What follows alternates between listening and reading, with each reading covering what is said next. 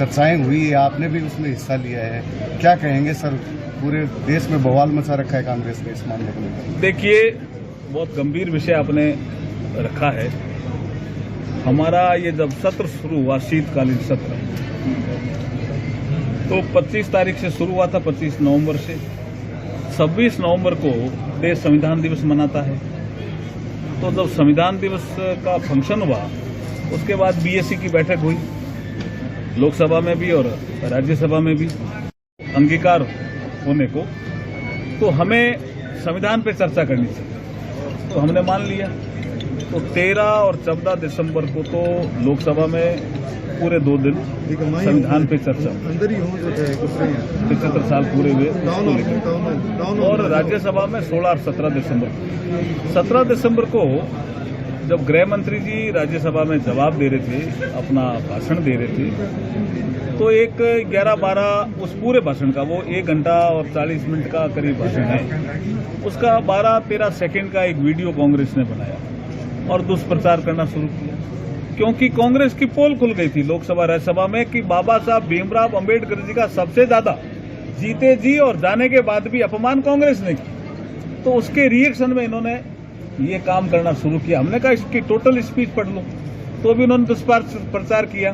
तो उसके दूसरे दिन क्या हुआ कि राज्यसभा दोनों के एमपी उसी से प्रवेश कर रहे। ये लोग जब से सत्र शुरू हुआ शीतकालीन, तब से ये आंदोलन करते थे।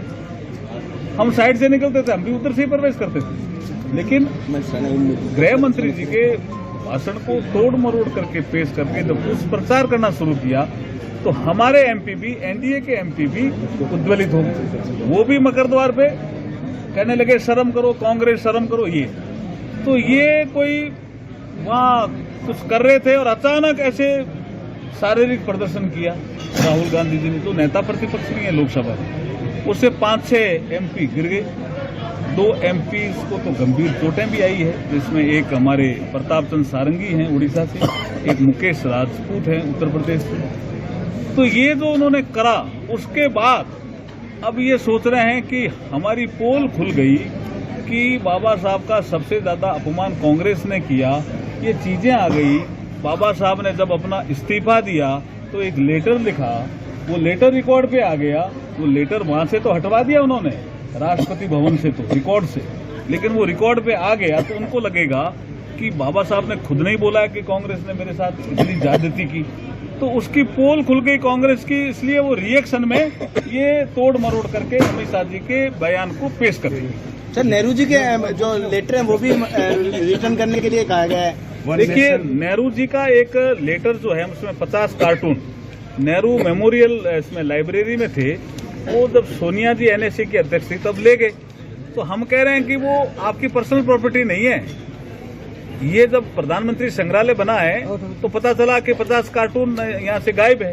तो हम कहते हैं वापिस दो। ऐसा लोकसभा में हमारे एक साथी ने मुद्दा उठाया। दूसरा आपने कहा 1 नेशन और 1 इलेक्शन।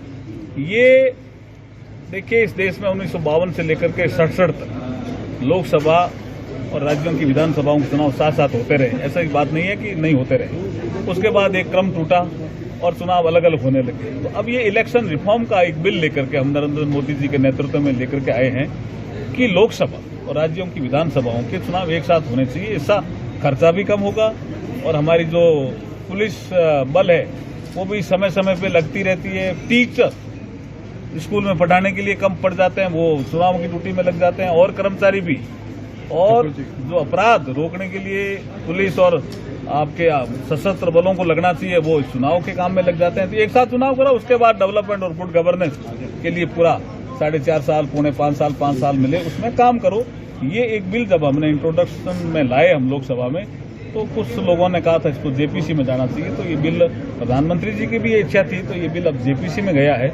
और जेपीसी में 39 मेंबर है लोकसभा राज्यसभा से मिलाकर के, और राजस्थान के ही एक एमपी हैं पाली से, पीपी चौधरी, वो उसके चेयरपर्सन बने। क्या लग रहा है सर, जेपीसी से निकल जाए?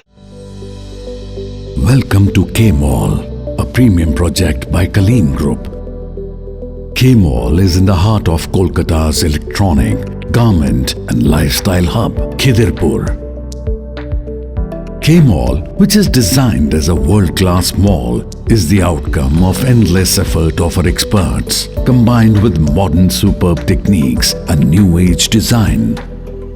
Book now